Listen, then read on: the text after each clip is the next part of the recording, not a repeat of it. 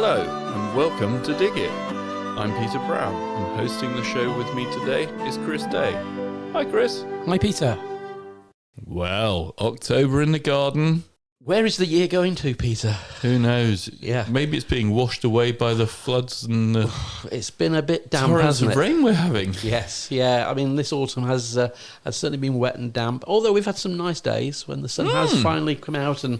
A couple of weeks ago, glorious sunshine, sitting out in the garden in the evening with just a t-shirt on, and now yes, I think autumn's finally arrived. Yeah, but the Michaelmas daisies are looking nice. Me dahlias are looking really good. Fingers crossed we don't get any frost through the course of October. But I was going to say, do they normally flower this late, or yes, they flower. They flower. They really are a late flower. Yeah, they tend to flower a little bit like we were chatting to Jonathan about his cosmos and the fact that they flower on a shorter day.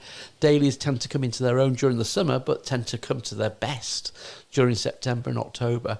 Hence, so... I'm just thinking, just to name drop again, obviously Adrian was saying about perennials and the fact that Foggy Bottom still looks great at the moment. Yeah. And I was thinking, well, I guess dahlias are sort of another one that's just a lovely flower, isn't it? That's right. Oh, they are. They're so good, so diverse. But you think like, your Japanese anemones and obviously your asters, your Michaelmas daisies, it's their season, it's their time. So enjoy them. There's still good pops of colour to be enjoyed in the garden, that's for sure. Brilliant.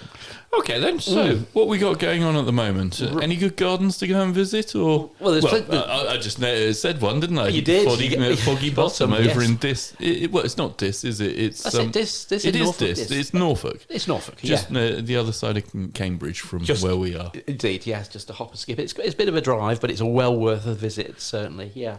As we're into October and as we're recording the podcast, obviously latter part of September, obviously our Apple weekend is up and running, and I read in the news today the fact that Heineken are cancelling loads and loads of Apple orders. Indeed, apparently. Fruit ciders, not apple fruit, but sort of these more exotic fruits are the way forwards, and Heineken being the biggest cider producer of the world. I mean, it owns Strongbow and Bulmers, which I hadn't realised. Nope. They're causing havoc over in Hertfordshire because there's just a massive dearth of apples left over. Oh gosh, that's not good news. So maybe more Bramley apple pies then. Pie fillings. That might be the next thing. Yeah, and Dabinet, because that's one that I think you can eat, can't you? You can, yeah. It's a crossover, isn't it? It's a cider there's apple. a few cider apples. They're a little bit on the sour and sort of not quite so nice. A bit of a culinary magic. You might be able to bring a bit of taste into maybe enough sugar in that. Yes, indeed, yeah. Cool. So sorry. Anyway, it's okay. Yes. No, and carrying on the theme of orchards, it's their open day over at Waterperry Gardens on Sunday the 8th of October, so a week after our Apple weekend here. Take a tour of the orchards and the fruit shed and learn the history of Waterperry orchards and their traditional apple juice and cider making. So that will be a good visit if you're in that part of Oxfordshire. Thursday the 12th of October, our charity of the year, Garden Organics, they've got a Wrighton demonstration garden tour, so pop along there. It's only an hour and a quarter over in Coventry, so nice to have a look round and see exactly what they're doing over in that part of the world, and obviously featuring all the techniques which Garden Organics is well famous for. And then finally, Tuesday the 17th of October, an opportunity to go round Horatios Garden at Stoke Mandeville Hospital. Okay, so that's not far away either, no, is it? It's quite... Horatios Gardens there. Now, they're all designed by sort of famous architects and garden designers, aren't they? That's right. And this one, Peter, is designed by somebody who we often see on Gardeners World. That's Joe Swift. Oh, right. Yeah, now, okay. Joe Swift is his late father, of course, was Richard, well, the character Richard, of course, in Keeping Up Appearances with Hyacinth Bouquet, or... I never realised that. Yes. Wow. So there's a bit of extra information perhaps we don't need for them. Brilliant. But obviously Joe is RHS gold medal winner. So he's well versed. So it's a private tour, so it's tickets only. We'll put the link on the show notes. But it would be very interesting to look round. It's an hour and a half tour on Tuesday the 17th of October in the morning. Okay. So, but yeah, as far as garden shows, we're in the quiet season now. And, I guess it's coming to a close so, now, yeah, isn't it? indeed, yeah. Autumn draws in. Indeed, yes. But I'm sure, National Garden Scheme, obviously, check out your local area for some nice autumn gardens and obviously autumn colour.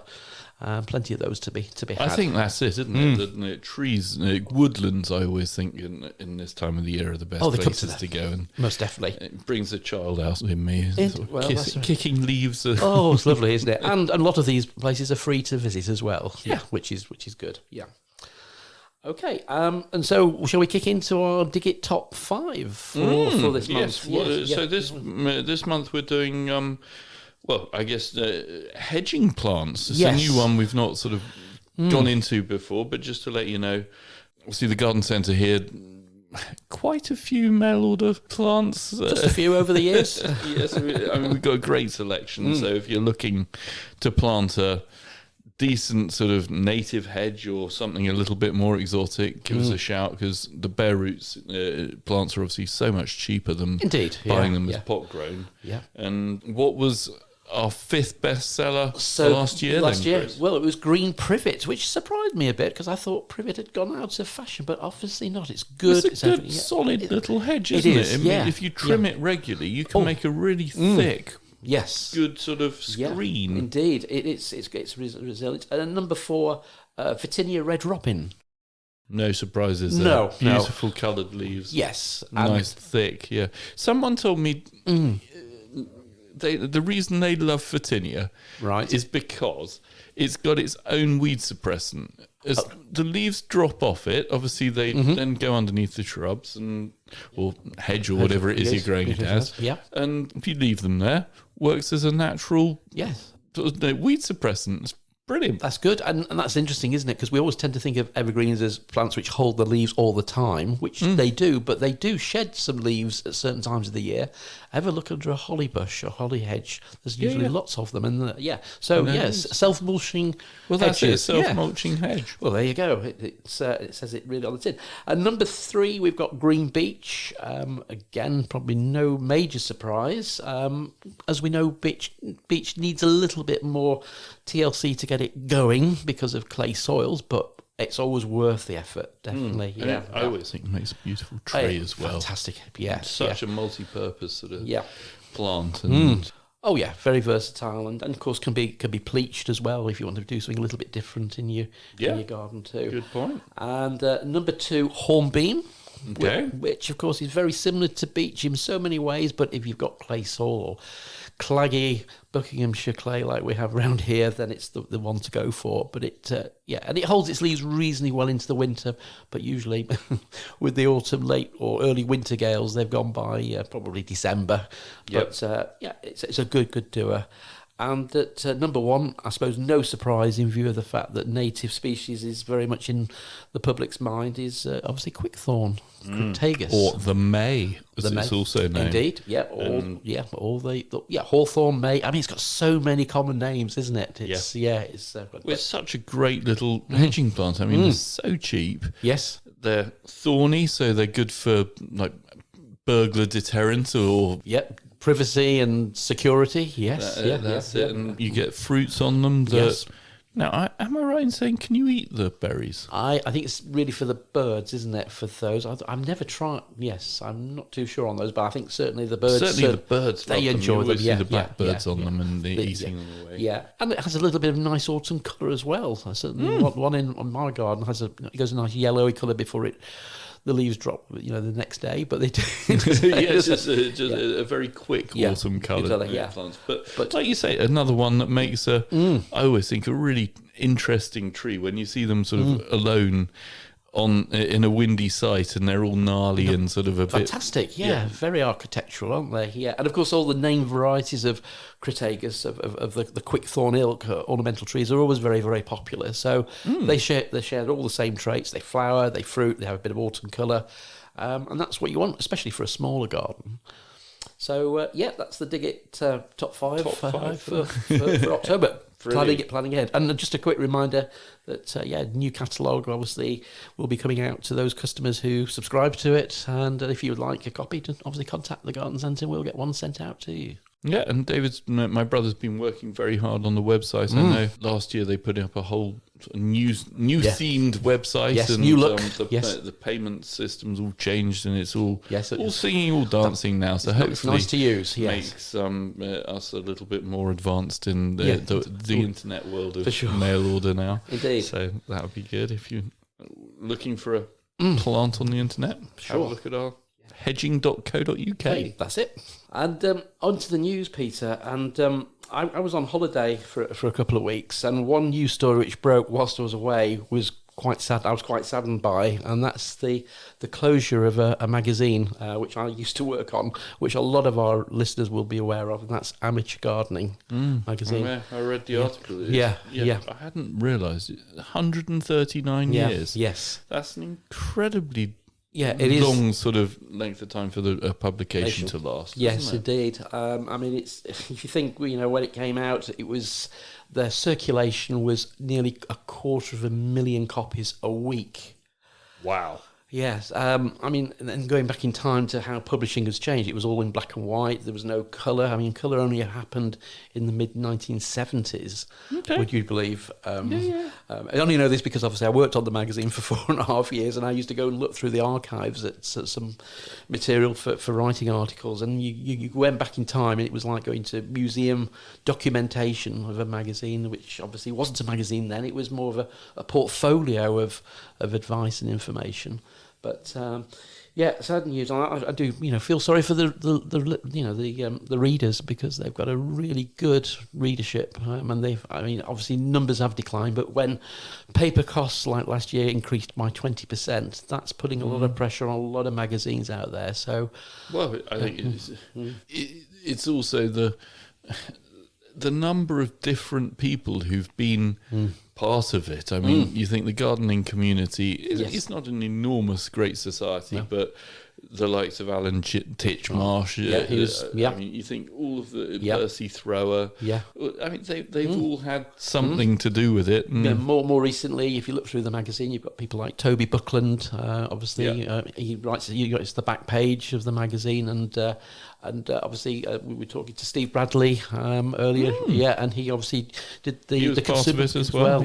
So yes, for journalists and for garden writers, it's just another avenue of writing which has now disappeared for them. I'm quite surprised it didn't sort of go into a digital format and carry on just as a digital format. Well, that's interesting, Peter, because I subscribe to a thing called Readily, which is obviously an app-based, where you can basically, for £7 or £8 a month, you can basically subscribe to all these magazines, and Amateur Gardening is on there.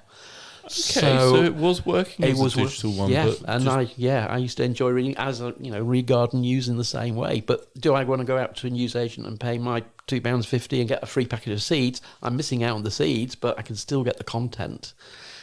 Yes, it's going to be an interesting time for magazines over the next few years, but things are changing. That's for sure, without a doubt. Yeah. I think the thing is, I mean, obviously, our podcast is part of the new wave of sort of media outlets, and I mean, it's free. It's free fundamentally, which is great if you're an end user, because you get to learn hopefully something useful from us, and ultimately, we put it up. It costs us to put it up there. We're not getting any subscriptions from anyone or sponsorship from any companies, which obviously a lot of places do, and that's how they end up paying for them. But it's like a lot of things change. They do indeed. But a sad day for horticulture. And the last issue goes out in October. And it'll be interesting to see that what the last issue looks like. Actually, I suspect it will be a real celebration of those 139 years. A little bit brighter news. Into Flora, well-known. They brought out a new display. They've created a bouquet. So think of not a bouquet, but a bouquet. Yes, which apparently it's the first of its kind. But it's helping obviously the UK pollinators. It's backed by it's to help the Bumblebee Conservation Group, which is a great charity. And it's getting its sort of showcase, which is sort of happened or has happened, but it's going to be available for customers own to purchase. But it basically contains things like sunflowers, sedums, agapanthus, dahlias, achilles, and lavenders, things you might want to grow in your garden. But I think it's a really good way of educating, people who receive flowers to understand that these flowers they have received are actually going to be very useful for encouraging pollinators and a better understanding of bees and hoverflies which might come into their garden. Yeah, and, I think that's it, isn't it? At the end of the day, a lot of flowers are grown in greenhouses in the likes of the Netherlands, and indeed, they're just grown for a flower crop. They're not really a wildflower anymore. They're just a product for the flowering industry. Yes. Whereas this is obviously highlighting the fact that it's actually this mix is beneficial to the bumblebees and I suspect a lot of other flower sellers, online ones, will follow suit actually, because I think it's a good strong message, isn't it, to put across there. But well done to Flora for actually highlighting it and giving it a go as well. Definitely.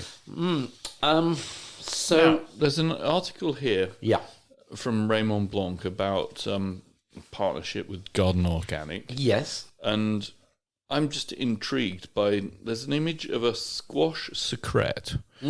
Now, we had some seeds from Garden Organic this year at the garden centre that we grew, didn't we? We did, yes. And I'm not entirely sure, but there was a vegetable that looks incredibly similar to this squash. Right.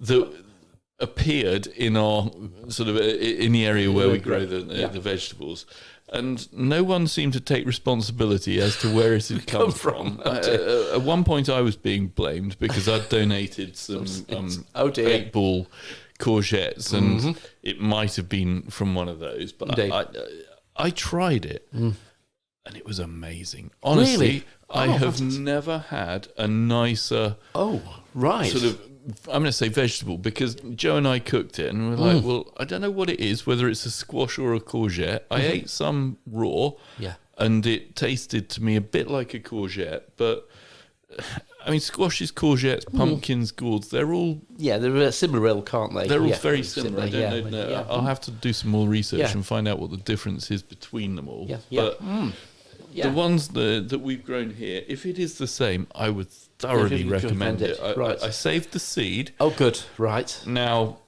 as I've since learnt, having started doing this show, it's probably cross-pollinated with another something courgette. else. Yes. So, however, I'm hopeful. I'm really hopeful that it hasn't. And I've got a purebred, a purebred one, and then I'll be able to share it with you all again next year. But honestly, that's really good to hear. No, that's good. It's so interesting that Raymond Blanc also agrees that it's a good variety. Yeah, I mean, he's obviously heading this up, but he is actually part of. He's I'm just looking here. He's actually he's the president of the Garden Organics Association. So that's, I mean, it's good to have him as a figurehead, isn't it, as well? So Catron Maisons, I'm going to say, I think that's how you pronounce it. That's his restaurant down in sort of Oxfordshire way, isn't it? Yeah. I know they grow a massive amount of their own produce for the restaurant, and you think, well... Yeah, which obviously Raymond does as well over at over his place over in Oxfordshire. I mean, it's good that he's really bringing it to light and giving, obviously, the Garden Organics, the Seed Heritage, a bit more publicity, because we know it's good. We did actually, over the last few days, Peter, harvest a lot of the peas and beans, which they're now drying. They're going to come into the office, and we're going to dry them out and hopefully get enough seeds to send back to Garden Organics for their future usage. Yes. Yeah, because there was a bit of a sort of controversy as to whether they might have been cross-pollinated by some of the other varieties, but I've been told that no, they didn't come into flower until a lot later. So. Because the first batch of plants was very badly hit by slugs and snails, and oh my word, yes, it was a bit carnage. But it's been a good, it's an interesting year for growing vegetables this year, isn't it? Yeah. My sweet corn did amazingly. Which for the last 3 or 4 years they haven't. Yep. Blackberries, oh, my word. Been good on those. My blackberry crop this year was phenomenal. It just seemed to never stop. Cherries did okay, but some of my other vegetables, just like runner beans, I haven't even had a crop off them. Really? And Okay, that's... But you did well with your runner beans were good. So. French beans were a bit short. The season was quite short. The hot weather in June hit them, and they didn't really recover with the amount of moisture and rain we had in July and August. Carrots have been good. We've just finished actually harvesting the carrots. Beetroots are okay, but they're a lot smaller than they normally are. So that's probably down to the weather. Potatoes did really well, but flavour not so good. No, but I don't know whether like ratty, which I grew this year, which I'd grown purely because of the flavour of them. They seem to grow an awful lot bigger than they did the last time I grew them. Interesting, but just a bit more sort of waxy and not as much flavour. So, we've had a few home guard potatoes. They've been okay. Certainly, probably a little bit better than last year. Tomatoes, we're well into the tomato season, much better than last year, which is interesting. We grew I think 6 different varieties this year, one of each. Okay. And they've all done really well. Tigerella we tried for the first time. That's been quite fun, and the flavour on that is apparently very good. I'm not a tomato eater, so I can't vouch, but I like growing them. Yeah. But I'm not. I don't. You don't like eating them. Fair enough. No. But I think that's half of the fun of it, isn't it? It is. It is sort of getting something to. Especially red tomatoes. They always look good, don't they? Oh, certainly on the truss. I don't know if you get a whole truss of them before you've taken them to the bowl. Yeah. Yeah. And the RHS plans indoor flower show after the gardening bloom in cities. Well, yeah. Who'd have thought it? Yeah, interesting. I mean, Chelsea been doing it now for a couple of years, haven't they? Yeah, they've had their flower show. I mean, this is quite a departure for them, though. This is basically taking the flower show, putting it indoors, giving it the RHS treatment, obviously from the same organisers as the Chelsea Flower Show. So, interesting. And it's going to be actually staged in an abandoned railway station at Depot Mayfield. That's obviously in Manchester. So, an interesting venue too. So, we get to see it's April, I think. Yeah, April is the date. It had quite a lot of publicity in the newspapers as well. Well, hence that's why I picked this up. I think from the Guardian newspaper, and obviously a lot of the gardening magazines have as well. But they're feeling that with over 80% of the UK population living in towns and cities, this new show will encourage more urban dwellers to garden, which I think is a good solid thing. And I suppose for the RHS, potentially new members too. People have been cynical about it, but it's about that, isn't it? It's keeping the membership buoyant, and as we know, people with small spaces, i.e., people with growing houseplants, just become as they become so involved and with their plants and everything. It's a bit like outside gardening. Yeah. You can take pride if you can actually grow a house plant, I always think. Yeah, they're not that hard. It's just finding the right place for them. Indeed. Thinking about that before you put a house plant in the place where you want it to grow. Most definitely. And just remembering to water it every now and again, that does help. It does, yeah. Some plants are a bit more resilient to others, as we know. Yes, and then, like you say, it just softens the sort of. I always think the room well. Yeah, indeed. So that'll be something to look forward to in April, and obviously a completely different departure for the RHS. So they're obviously looking at ways of expanding their portfolio of interest, and hopefully hook people in. Into becoming indoor or more urban gardeners. And there's also another article, Digging Deeper. Houseplants are set to turn a deeper shade of green. What's this all about then, Chris? Yeah, well, this was in Gardener's World magazine, and it's looking at how we're looking at everything, aren't we, at the moment, about sustainability. From the pots we use to the compost. And they're saying that obviously a lot of indoor plants are obviously being imported now. We know a high percentage are. Yep. They're being imported, which obviously is carbon miles, and then obviously you've got issues with compost, which obviously in Europe at the moment there's no feeling of peace-based compost. That's it. So that's one. And of course we are spending a whopping £50 million, according to the HTA, our trade body, on houseplants. So this is sort of big money, I suppose. 50, I think it's more like 500. Oh, so 500 million. Oh, my word, oh, it's even better. $500 million in some people's eyes. That's a lot of money, isn't it? That's a lot of houseplants. That's a lot of mother-in-law's tongues, isn't it? That's for sure. So there's just different ways. This article's sort of saying how we can do this. And one of the main things I saw, which was there's a company called Double H House Plants, which are well known in the gardening trade. They produce a lot of plants for a lot of the supermarkets and some of the garden centre trade. They are actually created an offshoot company called the Horty House. Okay. And the idea is they're going to bring in plug plants from Holland and Belgium, and then grow them on to maturity in peat-free compost. So they will they'll arrive in peat. Yep. But if you think about it, it's going to be comparatively like a speck. Well, a plug plant, I mean, they're only going to be, 100 mil of peat? That's it. Very, very small. It's not a large no. compared to... No, and most of that will probably be full of roots anyway, because these will be... Yeah, one hopes so. So I think that's a good, sort of system, and they want to sort of implement that, which obviously will then feed through to garden centres and DIY. It would be nice to see, once that starts to happen, that is put on the pots or on the label, so that you're buying something which is very sustainable, and I'm sure people will then be a little bit more prompted to buy that. It'll have less fuel miles or carbon footprint from that, and fundamentally, if we can grow it peat-free as well, that'll be better for the environment. Most definitely, yes. Yeah, so, and then there's another example of a small scale grower, Harriet Thompson. She's down in Cornwall. She's gone one step further. She's going to raise all her houseplants from cuttings and seed, so they start peat-free from the start. So that's quite a radical approach, and it's just a different way of looking at the whole process. But the article, it does go into quite a lot of detail, but it was nice to see that our previous guest of Dig It, Tony Libritton, is quoted, and obviously a good old plant influencer, and he was saying that, one of the best ways of being sustainable is obviously to take lots of cuttings, and that is...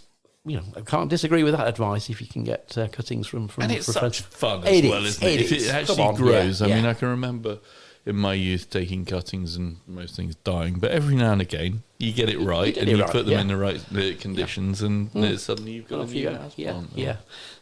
No, it's all about, and sometimes it's our first tentative steps into gardening, isn't it? It's the first experience of growing. Yeah, either that or sort of growing seeds, and I know. Yeah. Well, when I was on holiday this year in Mallorca, there was a beach shop with one of these spinners selling all sorts of different tropical plant seeds, and I thought they're really lovely. I mean, bird of paradises, things like that. They look lovely on the packets, but are they actually going to be easy to germinate and grow? It's going to be a tricky one. I think that's quite often the thing, isn't it, with houseplants, is that you've really got to be a bit of a specialist, but then equally other things like spider plants. Yeah, coleus maybe, from seed, very, very easy to grow. If you do it at the right time of the year as well, that's the... That's it. Then Sculptured Gardens scoops top accolade. Yeah, so this is an arts venue down in, it's just close to, it's in, down in Dorchester, good old Dorset, and it's seen some quite incredible changes. It's basically a topiarised garden, obviously very fine cut, and it's winning such accolades now. To put it in comparison to Kew Gardens. So it's done really well, and it's one of the. It just joins 7 other gardens across the country to achieve this high standard of accreditation, including the Eden Project and the National Botanic Gardens of Wales. So well done to the team there, and it does look very nice from the pictures. And it's one you might want to put on your list if you're in that part of the country. Yeah, if you're going down south, go and have a look at it. Yes, very interesting. Good, and the story. This is in Garden News as well, Peter. We love a bit of market research, don't we? Yep. And it's what we do with our sheds. And every time with these come out, you think, what's going to be new? Well, this one I think is actually this is from Forest Garden Buildings, which of course are quite well known in the gardening trade, and they basically said that 28% of the highest percentage use their sheds as chill-out zones or chill-out spaces. Okay. Whatever that means. And 18% use them to create a dining area, which I thought was a bit random. It's a bit of a... Yeah. Well, I know in the COVID times, there were restaurants that had obviously had to shut and due to social distancing when they're reopening. Yeah. One of the things I saw I think it's on the South Bank or somewhere along the Thames, where they'd put 20 or so garden sheds, sort of really small 6x4 sheds with a table inside, just so you could have a separate dining area and space yourself. But at the end of the day, if you've got a reasonable sized one, and why not? Why not? Yes, indeed. Makes a bit of a quirky dining room, doesn't it? It does indeed. And the others were used for, which I was quite interested in, a cinema, 15%. You need quite a big shed for a cinema, I would say. But then if you've got a projector, why not? Yes, indeed. That's it. Yeah, that's good. And the final 10% was as an art studio, which, you see, to me, I thought that would be higher, because I thought, arts and crafts and things, you put your paints, your easels there, and But then sheds don't generally have many windows, do no, they? so maybe it's a bit dark, and they need to... Yeah, I suppose if we're defining a shed as a door and a window, then it's going to be a bit limited as well. But probably make a great cinema. That's a good idea. And just factually, to get this in context, from the over 65s were questions, 39% said they used their shed once or more every day. Well, there you go. Wow. I wonder if they had kettles and other that's drinks. Chill out space. Yeah, I could see why you might want to go and just go down the shed, darling. I'll be back in an hour. And the last fact, intriguingly, 118 people in the survey admitted having spent a night in a shed. Well, really? Yes. Well, fair enough. Fair enough. I suppose if you locked yourself out after going to the pub and not sure what to do, don't want to wake the wife up, just go and sleep in the shed. Well, they used to call it in the doghouse, didn't they? Maybe they should call it in the shed now. Brilliant. That's great. Thanks, Chris. And another sensory garden. We've had a few sensory gardens over the last year or so, haven't we, cropping up? But this is the first sensory garden for pets. Right. So it's the Cinnamon Project, who are based down in I think it's down in Cornwall. Where are they based? Yeah, down that part of the world. Down in Cornwall. Cornwall, yeah. Yep. And they've basically came up with the idea that us, just like us humans, we obviously are attracted to sight, sound, and smell, and all those things. So why not provide those conditions for animals, or to give people the impression that these are important qualities you put into your own garden? Well, you think catmint? Yeah. What happens in your garden when you plant that? Well, you attract everybody's Tom, Dick and Harry's very... A nice sunny day, and they're sunbathing, rolling around in it, having a whale of a time. Yes. So, I could understand that being quite a nice sort of therapeutic space for pets. I mean, it sort of works, but I think it's a realisation of, how important a garden space is to your animals, and making probably sure that you're not planting plants which are potentially toxic to them as well. So it's the whole making sure that your garden is pet friendly, which is probably a good message. But I think the fact they've just pushed the sensory side of it is probably I don't think there's probably work to do on that from the information from the magazine that it was in, but interesting, certainly. But good look to the Cinnamon Trust for giving it a go. And as if we didn't know, another bit of study from the University of Sheffield. So again, this is about growing healthier, and obviously the fact that homegrown food provides better nutrition and obviously for a better diet, and they're wanting for people to take part. So I will put the link on the show notes, but basically they want to know what sort of things we're growing, and asking a few questions to find out if it's improving our well-being. And they're looking at the whole aspect of they're asking for around 200 volunteer gardeners in England to help to record what they grew for consumption, and then obviously showed what sort of the methods of the 5 a day they were growing too. So a little bit more involved, but if you want to take part, then it might be worth venturing to their website to get involved. And the Urban Harvest runs through to the December the 31st, to the end of the year. So you have plenty of time to get Okay, involved. so you can get in touch with them and put your name forward. Yeah, Fair enough. to get involved on that as well. And then keeping the final sort of story for this month, Peter, is it's an interesting one. So basically, you hear of sort of how long the seeds live, and then you read a story like this, and you think, wow, the seeds really are tough. They know how to look after themselves. And the fact that this young gentleman, 14-year-old, found this what he thought was a pebble on the South Wales beach, which wasn't a pebble, it was actually a seed from a rather tropical plant. Yeah, it's a vine. A vine. Or a sort of bean. It looked like a bean. That's it. And they worked out, actually, no, it's a plant seed, and they planted it. And, and it was just one seed, and it germinated. I mean, again, what's the chances? What's the luck of that as a gardener? You know, you might have 10 seeds and none of them germinate. So obviously, it had the right sort of conditions in the seed to break down the seed coating. And obviously it was treated well. But and they named it Cliff. Cliff the climber.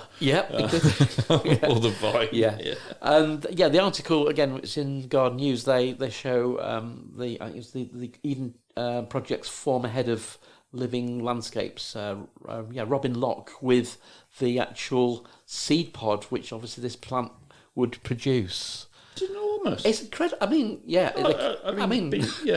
I've seen beans that are sort of 30, 40 centimetres long. But this one looks like sort of metre or so long, doesn't it? It looks incredible. 2 metres long. 2 they metres, can get up to with a width of 12 centimetres. So they are enormous. It's the camera angle, isn't it, on the photo there? Yeah. But it's just incredible. So, you just think, how long would it take for a little seed to float across from the Caribbean across to the UK? Indeed, that's that. So, months of salt water. So Cliff is going to end up in the rainforest biome at the Eden Project to allow it to grow on and to obviously produce plenty of beans in the future. Very interesting. Which is good. Yeah. So when you're doing a little bit of beach combing, look out for some seeds maybe.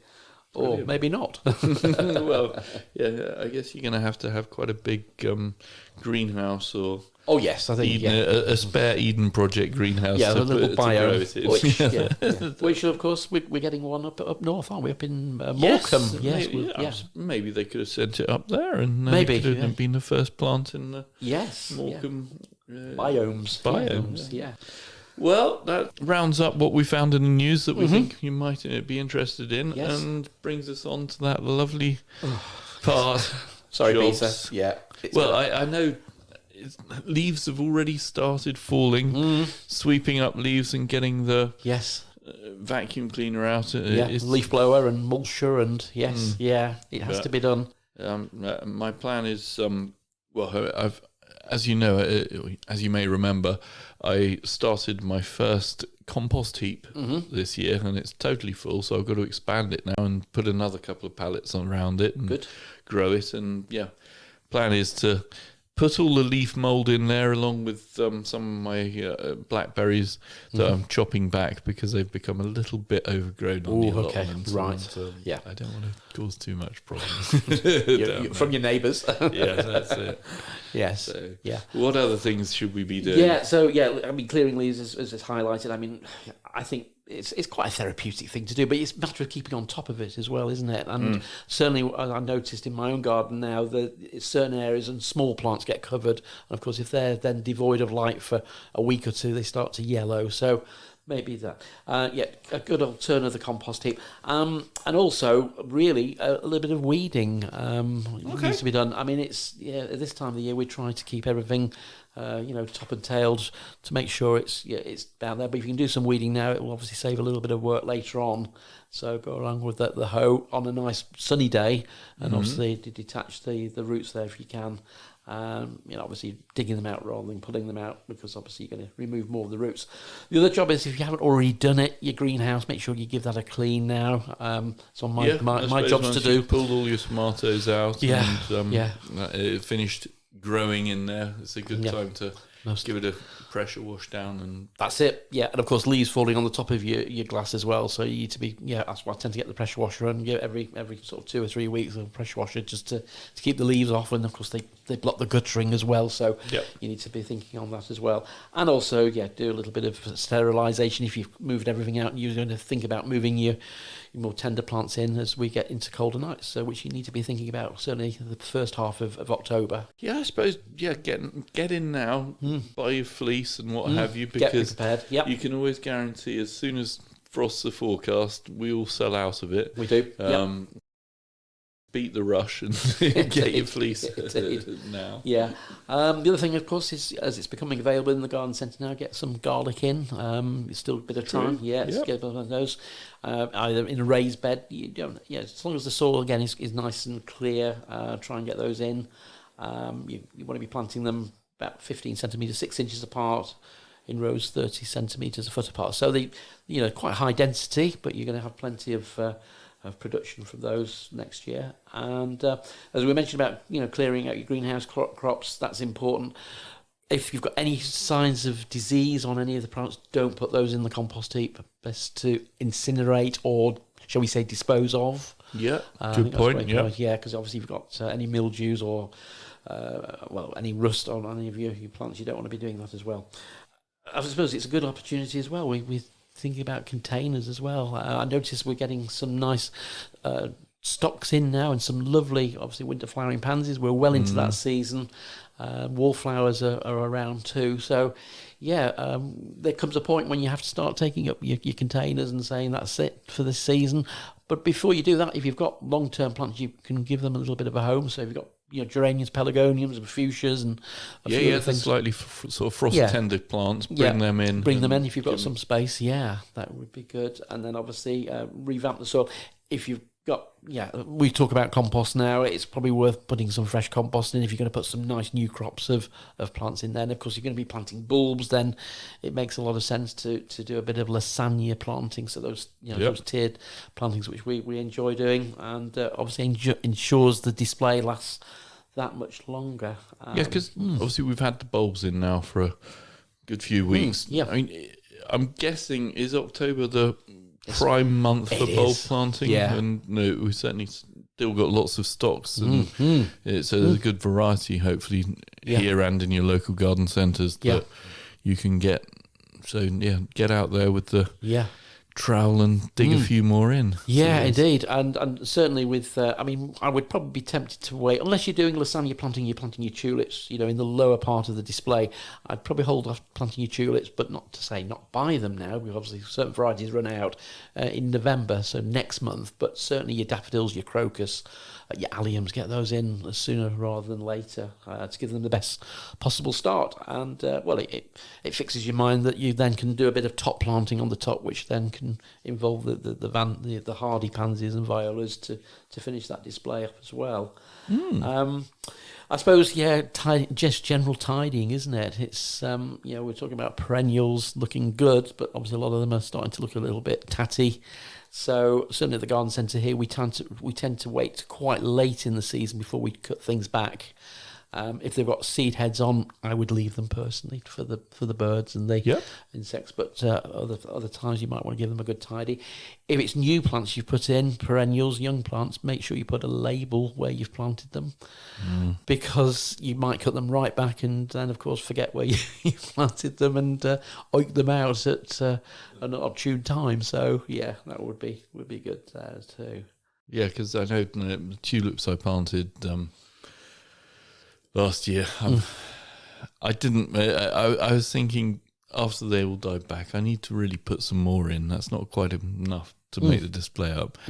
But I forgot to put some sticks in where they were, so I'm going to have to wait another year before I can bulk them up. But this year, when they pop up, I'm going to mark them with some little sticks, and then that way I'll know where they are. Good plan. So next year I can put some more in. If you're looking for a bit of inspiration on bulbs, I noticed our range of Capitan bulbs this year. They do some really nice packs of Nature Loves range. So you buy 30 bulbs in a pack, and they're colour themed or colour coordinated, so they flower at the time. But the images on the bag are really good. Certainly, it's the best I've seen for a long time.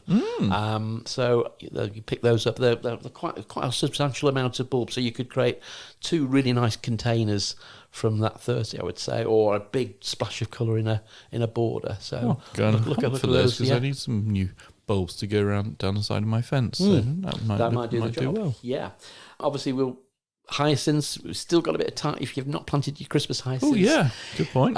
You need to do it this week. What about amaryllis? Can we still get away with planting them? As well? You've got plenty of time, really, all through October into early part of November. Granted, it depends on the variety when they come into flower, but you should start to get some flower for Christmas.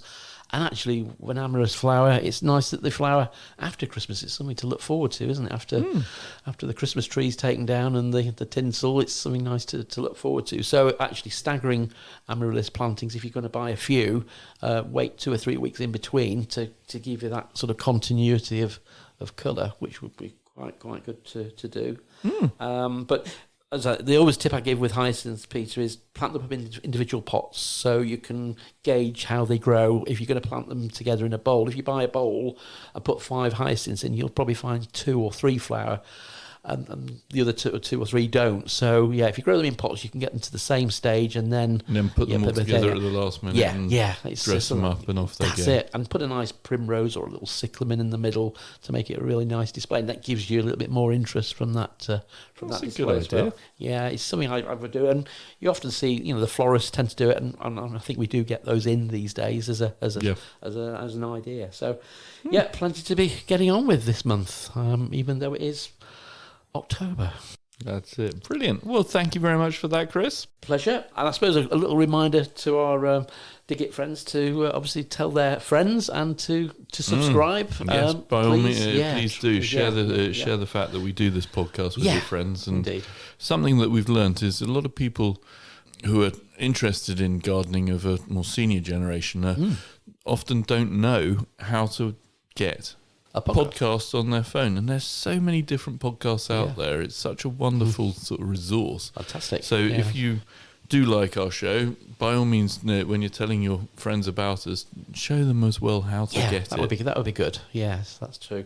And let's maybe make a quick plug for our next guest. That's true. Yes. So we chatted to the legend Adrian Bloom.